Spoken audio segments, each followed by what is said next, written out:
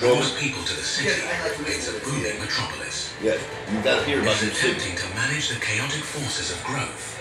Yes. To evolve from industrial border town to a leading high-tech hub. We are. And it's doing so Yeah, we through are. conscious urban planning. They planned this city well. They did. They've gone on the days of tattoo parlors and stripping and titty bars down on Broadway. Gone are those days. I saw them get rid of it. You saw them get rid of it, huh? You Yes. saw them get rid of it. Now we got a new city. Yes, sir. New days. What? Newest, actually. Today is the Little Italy Festival, an annual event that attracts more than 100,000 visitors for food, fun, and fiesta. It's part of a friendly, vibrant city. A city challenged by rapid expansion. A city striving for success in a crowded 21st century.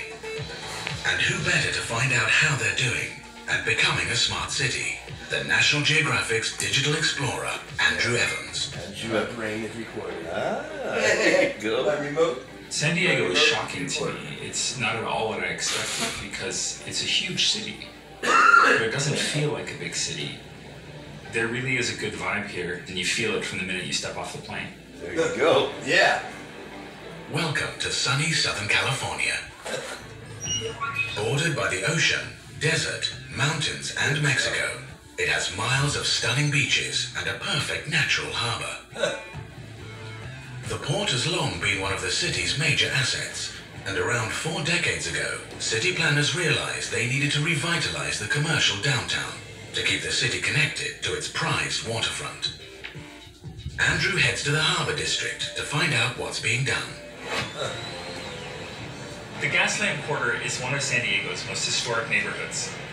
But not so long ago, it was also one of its scariest. In the 1950s and 1960s, you really didn't want to come here. The streets were dark, bad things were happening. Bad The things were city happening. decided that they wanted to preserve the beautiful Victorian buildings here and save some of the great flavor that makes San Diego so different from anywhere else. And they succeeded. In the 1980s, with new policies, they breathed new life into this area, and today they're some of the most vibrant and exciting streets in the city. This reinvigoration is just one part of the concerted urban planning project by the community committed to creating a more livable downtown through new facilities, new jobs, and increased business. Andrew meets San Diegan designer Rob Quigley to discuss it further. When I moved here, there weren't people downtown. It was like a ghost town. There had not been a new residence built there since World War II. Now there's tens of thousands of residences there. It's been an incredible transformation. Most cities faced with rapid expansion respond with suburbanization. Not so for San Diego. It's a lot of work. An old, dead inner-city space is being rejuvenated, and one of the keys to this revival is somewhat surprising. The library. The library is badass design. We have In one many of the best in cities, the nation. bookshops are closing, think it's badass. and libraries lack the public support that they once had. That's But in sick. San Diego, the opposite is happening. Not only did they build a new central library, but they put it downtown, an area that's been empty and forgotten for so long. So what does that say about the people of San Diego? Why Johnny. would a library be so important for them? Well, the city felt like it was missing a cultural heart. The Central Library is the only building that satisfies that role, not the City Hall, not the police station. It's really this building. And there is, I think, a longing for that. When lack of funding stalled the project, the community held gala events like this and raised a staggering $70 million.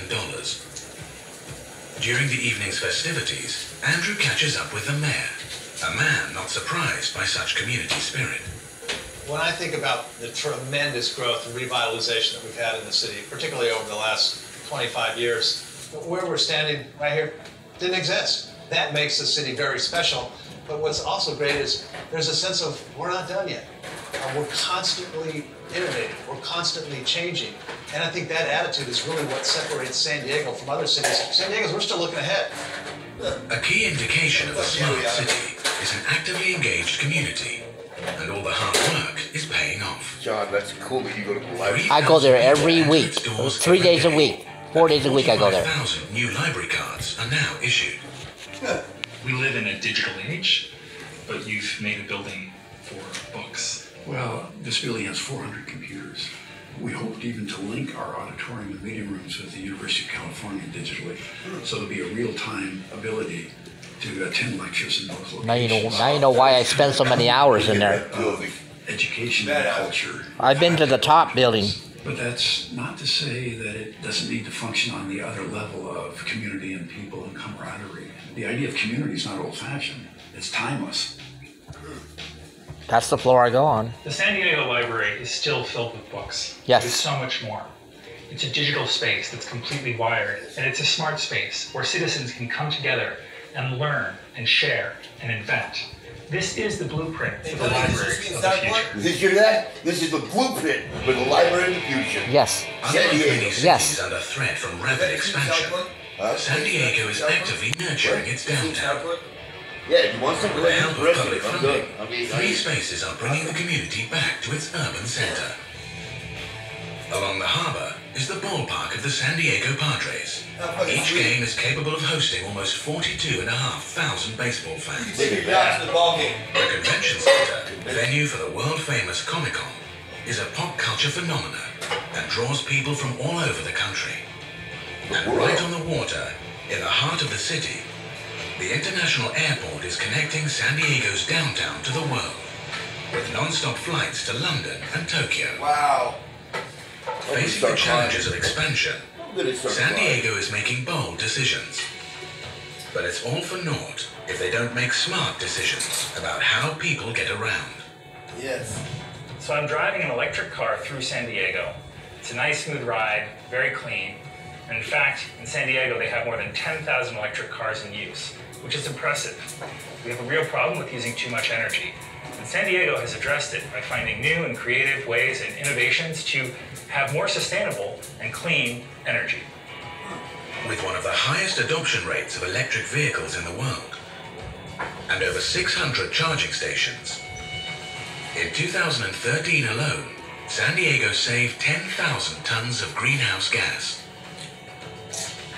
Plugging an electric car into a 480-volt DC fast charger enables the driver to recharge the vehicle in 30 minutes or less.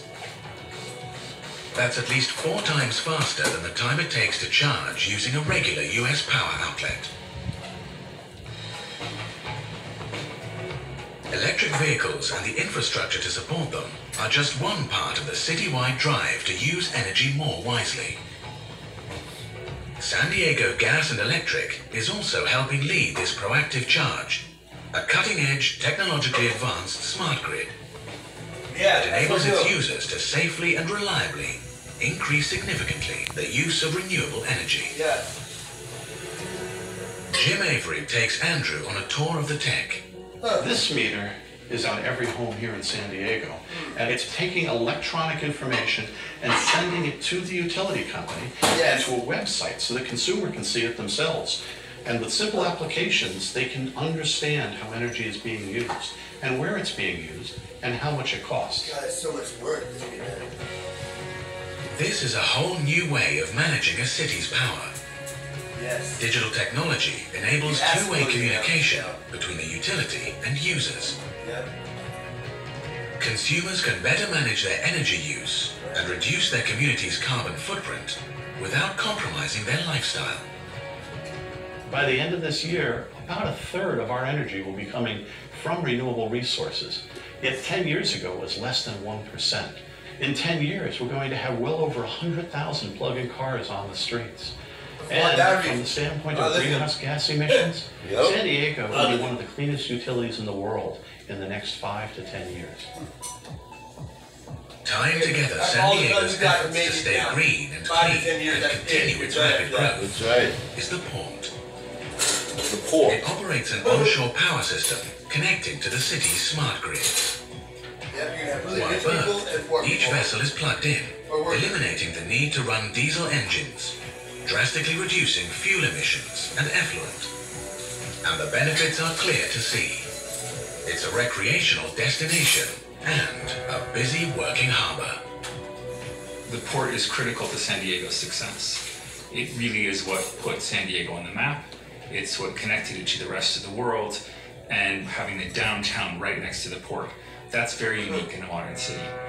But I think more important is if you look at the history of the world, port cities all over the world have always been a step ahead of other people because they allow for that interchange of people and culture and ideas. And I think the port in San Diego is a symbol of that.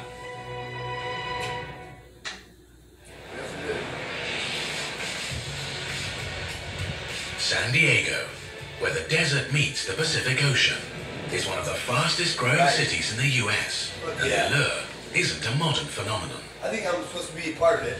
Long before Europeans trekked across the continent, San Diego was settled by sailors from Spain. And successive waves of immigrants continue their inexorable expansion.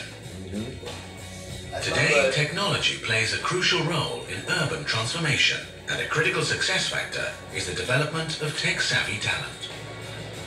With one of the highest concentrations of tech companies in the US, it's proving a magnet for new talent. See? Andrew wants to find out how and why. A good place to find specific answers is in one of the city's many academic institutions. Safe and fun. You see Looking it? ahead, That's the smart magic cities of will have to library. find new sources for fuel, food, and medicine. Here's what And in I'm San talking about, Diego, fuel. they're What? finding those solutions in their own backyard with an organism that's so common and you can find anywhere. See? Algae. Algae. They're making oil out At of the algae. University of California, San Diego, Dr. Stephen Mayfield is spearheading biotech research that could change the world. He gets high. Change the The world. simplest way to think about algae is that it is a photosynthetic organism, so just like a plant, except it lives in water. This simple aquatic plant has limitless potential. From brand new cancer treatments to the production of food protein. Whoa. This is like a comic book lab. Hey, that's what I'm The talking application about. getting the most traction is an eco-friendly biofuel. The first question that a lot of people say is, why are we going to use algae for biofuels? And the simplest answer to that is because we already do right now. So 100% of the petroleum that we drill and pull out of the ground is algae oil. It's not melted dinosaurs like people think, it's just ancient algae that has been kept underground for a couple 100 million years, and that became crude oil. So in many ways, it's not a new invention, what we're trying to do. The difference is that rather than having oil that's been sequestered underground, we're growing it in ponds in real time. We have identified species of algae that grow very rapidly. They produce the right oil, the right lipid content. We have a process that we can take that to scale. We harvest it, we extract the oil out of it, and we've sent that oil to refineries, and they have converted that oil into gasoline and diesel. You're telling me I can drive my car with pond scum?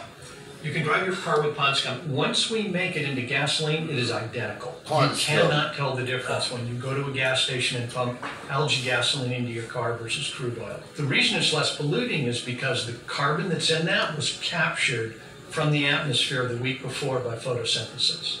So it's low carbon fuel.